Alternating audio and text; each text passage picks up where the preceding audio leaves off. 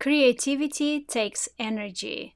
So, where do we get this energy? How do we master that extra energy in our day, in our life, so that we have excess? I've talked in the previous videos on how artworks are like these containers of our personal energy that continue to radiate what we have created into the viewers that come in contact with our art.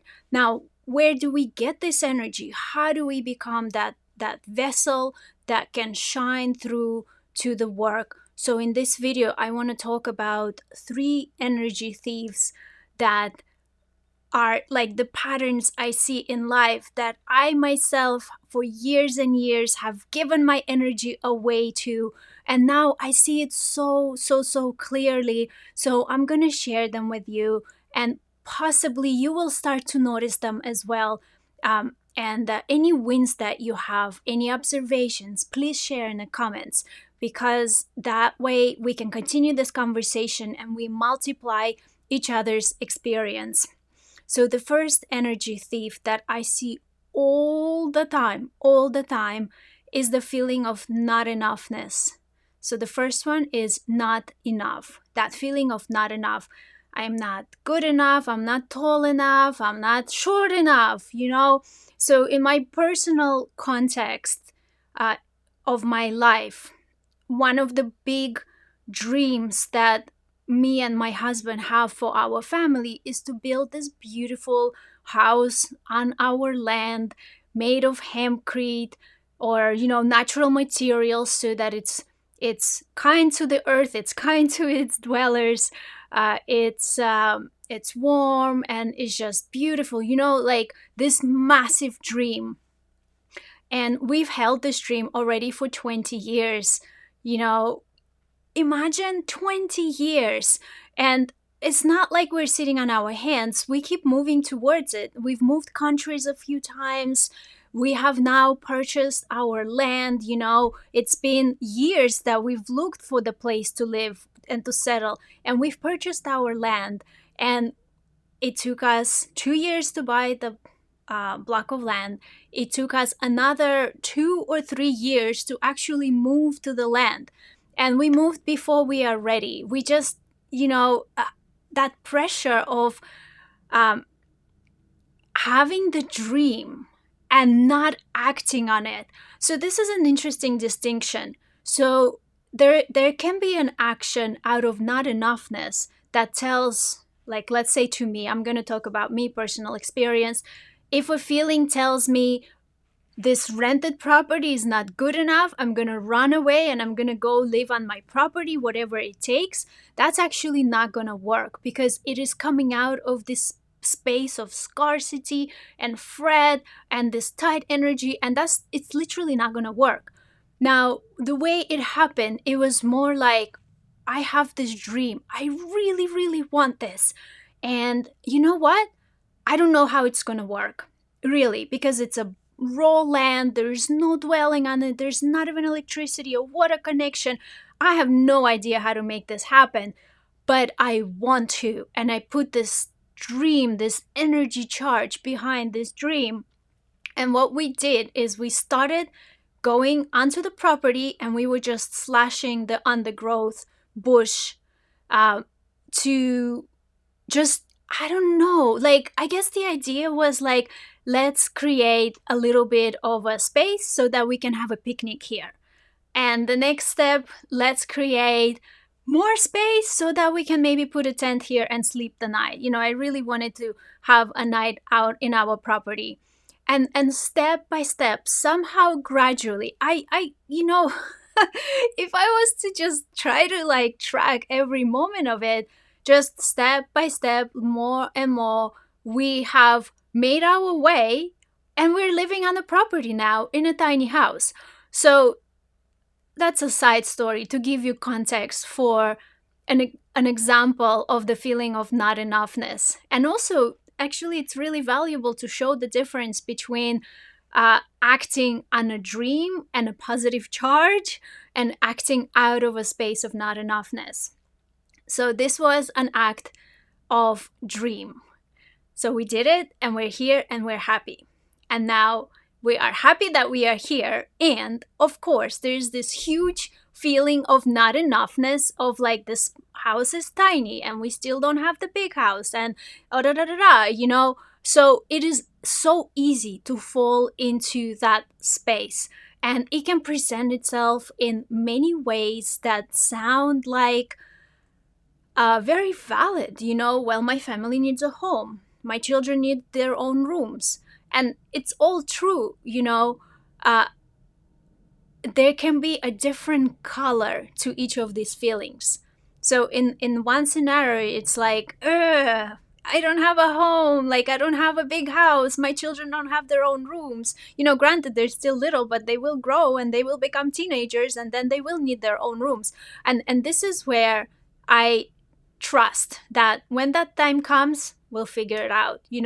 Right now I am happy dreaming. I'm dreaming of the house. So the opposite feeling of like, wow, it's so awesome to have this beautiful, comfortable house that protects me, where I can create, that takes the least amount of energy for me to live day to day. I just feel so comfortable. I see my family happy. The layout is conducive to creativity and interactions and family gatherings and friends, so that feeling of elevation and happiness and holding that dream. So that's the opposite of the feeling of not enoughness. So this is to say that not enoughness can come up in very believable ways, things that even society tells us are like are the right way to think.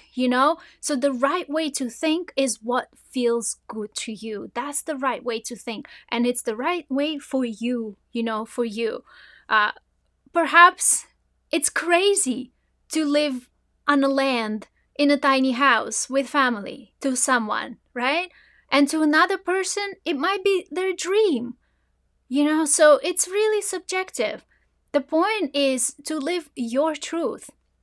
And not enoughness creates so much pain. I was speaking with my husband this morning about it.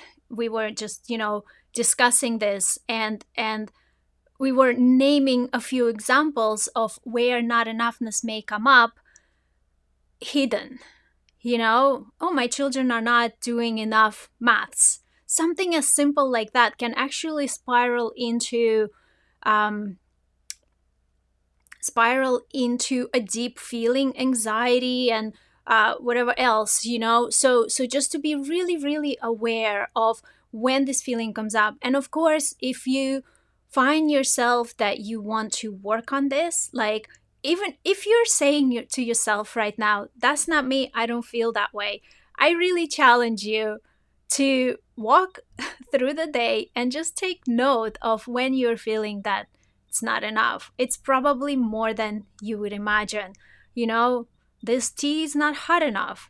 The I don't know, like, it can come up in all kinds of life, day-to-day activities, and it is just sucking and draining the energy. So I'm going to go through the three energy thieves, and then I'm going to tell you the key that unlocks each one and how to work with each one so that you get to keep your energy and not give it away to those thieves. So the first one is the feeling of not enoughness. The second one is having expectations and having them be unmet. That is one of the greatest sources of human pain, is unmet expectations. My father is visiting us right now. He lives in America. We live in Australia. You can imagine it's a rare event and it's very special. Now, I have done everything I can to prepare and to make it the best experience. And the day before he arrives, my son gets food poisoning and all my plans go out of the window, so I could be in a state of fret at this point.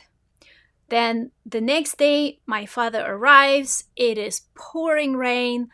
It is so cold. It is just like one of those super miserable days. And come on, like, this is Australia. This is the sunny land of the beach. And there can be, again, a lot of feelings of like resentment and like, oh, why does it have to happen today, and even embarrassment, like, oh, what is he gonna think? Oh, he's gonna, think like, I don't know, uh he's gonna think this place sucks. I'm making this up, but like, so having this unmet expectation is can cause so much pain and can drain so much energy. Like, I'll give another example. Like, let's say my daughter wants um, a Lego set of the specific character, and we get all the other characters, but they're just not that one. So she could be, she could be, and we present it to her, and she might be like, oh, but it's not, I'm thinking of a specific situation because she wants the cinnamon roll, that Sanrio character, the little uh dog, cinnamon roll, I think his name is, yes. So if we present her with a gift, she could expect the cinnamon roll and then be upset, not notice that she has a gift and she has something fun to play with, but instead anchor onto the fact that it's not the one that she had expected. And again, that happens in so many areas of our life. So we we want to flow, right? And the point is, you cannot always have your expectations met. That's a rigid world. We live in a fluid world. We live in a world of constant potential, creativity, change, and that's a good thing. What if you dreamed up something a month ago that you don't really want now? But if it was fixed, you would get that thing that you had dreamed up. Maybe you expected it back then, but you don't want it now. It doesn't serve you. So it's a good thing that the world is fluid. What we need to do is to be fluid as well. Right now, I have an example, like a story in my mind of um, a man. So there was a monk sitting next to a waterfall, and he sees a young man jump into the waterfall, and there's all these cliffs and all these sharp rocks. And the monk, being a seasoned monk, he he releases that man's life, and he knows that he chose to do this, to jump into the waterfall to his certain death. And he just lets it pass through him. And 5 minutes later, the young man comes out the other end of the waterfall and walks away. So the reason he was able to navigate the waterfall and all the falling rocks and all the debris there is because he knows how to flow with the water very, very well. So that's how our life is too. We are fluid, and anchoring onto a certain expectation is like being that rigid stick or that rigid body that falls into the waterfall of life and not able to bend in order to navigate the rocks and come out the other end with a feeling of adventure, unscathed and better for it. So that's unmet expectations. And the third energy thief is that inner critic, that tells you to make your decisions based on external inputs and circumstances and opinions, like external opinions. That logical side that tells you, well, if you do this, then is like, I'm thinking of, again, of doing art and doing creative work. Like, if I paint what I want, and people might not get it, my followers might not like it, this is different to my current work, what would people think, what would the algorithm think? And just with all those thoughts, it your creative flow again is getting constricted. It's robbing you of your energy. Listening to the external inputs when it comes to making the decision of, like in your creative flow, blocks your flow. Now, I would say that the external are points of input. It's your heart, it's your internal that is ultimately making the call. We live in a world, in a physical, practical world. That's true. There are external circumstances. That's also true. And we have a heart and a soul that is here to communicate, to create, to live its best life. So, who is working for whom here, right? And I'm not even saying that there is like a one-to-one balance, actually. What I'm saying is the external is the wrapping, but the actual gift is inside. Let's not lose the gift in all the wrapping. So, let's talk about now what are the three keys for these three energy thieves and how to counteract each one. So the first one is feeling of not enoughness, and the solution is to redefine enough. Redefine enough. What enough means to you. Because it's you who decides what is enough. Is $1 enough or $1,000,000 enough? You decide. You decide. Enoughness is a decision. Again, with my dad arriving, I wanted to create all the content there is. I wanted to pre-write all of the emails and da da da da, like all these expectations and doing enough work so that I can have my vacation and not have to think about it. Now, the reality is that's not how it worked out.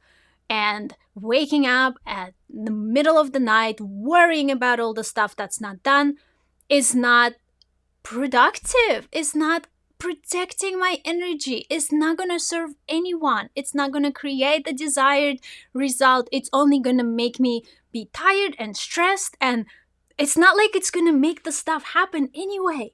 Okay? So I can just decide, well, you know what? Doing one post a week is actually enough. Sure, I would like to do 3, but 1 is enough. And you know what? If none of it happens, not posting this week is also enough. And with that, I can have peace. I can have peace and I can just relax. And and that works for every situation. You can redefine enough. You can decide what is enough for you. Not somebody telling you, you decide. So that's not enoughness. Now, the feeling of the external circumstances being different to what you had expected. And the key to counteract that is gratitude. You can look at something and be like, well, the rain, right? Like, oh, it's raining, it's so cold, it's my dad might think that I live in this horrible place, so that's like not, or whatever, like not even that. It's not even that. It's like, oh, he's off the plane and it's so cold and it's not how I wanted it to be. It's not how I wanted it to be. This is the key, right? There's nothing wrong with the rain. He might not even care about it, but it's not how I wanted it to be. This is where the edge happens. So the solution is gratitude. For example, like I said, we live in a tiny house in the bush and we live on rainwater. So hey, it's raining, which means our water tanks are filling up. Yay, I have a warm house. Like I'm warm. Even though it's raining outside, I'm actually warm. That's awesome. I'm so grateful for my house and my cozy space, we could go out and have hot chocolates. It's like the perfect weather for having that experience. Like in the middle of the summer, we can actually snuggle up and have cozy hot chocolates. How cool. And so, like, there's always something we can find to be grateful for. So the moment you have gratitude, that feeling of resentment for the circumstance falls away. And for the feeling of that critic that focuses on the external decision, like on external factors when making decisions, the key to unlock that one is listening to your heart and choosing yourself. So many times in my creative career and in my business, I swayed from that path of listening to my heart and creating what my soul wants to share with the world versus what the algorithm favors or what the trend is, or even what others are requesting of me. I would always look for a way to find the overlap between what I love and want to share and what others find valuable. So where these two overlap is where I want to create for the most time. But if I really like, down to the wire, if I have to choose to create something that speaks to me, or something that will rank in an algorithm, or whatever somebody tells me I should, I would choose myself. So I have written this in my diary time and time again. Choose yourself, choose happiness, trust, choose your heart. And the thing is, it's actually a very practical way to make that decision, because ultimately, like, being a content creator and an educator, people come to learn with me and in our community, in our group, for the experience. That saying, people will forget what you taught them, but they will never forget how you made them feel. So when I align with the art, when I feel excited and passionate about the art that we are co creating, I can infuse the lesson with that energy, the excitement. I can literally like channel it through our communications. If I don't feel aligned with the art, it's just flat, it's just mechanics. Click here, do this, do that, da da da. It's flat. So it I'm sure it's gonna happen again. So I'm making this video as a reminder to myself. When that happens, Tatiana, please remember to choose yourself and to choose your creative truth.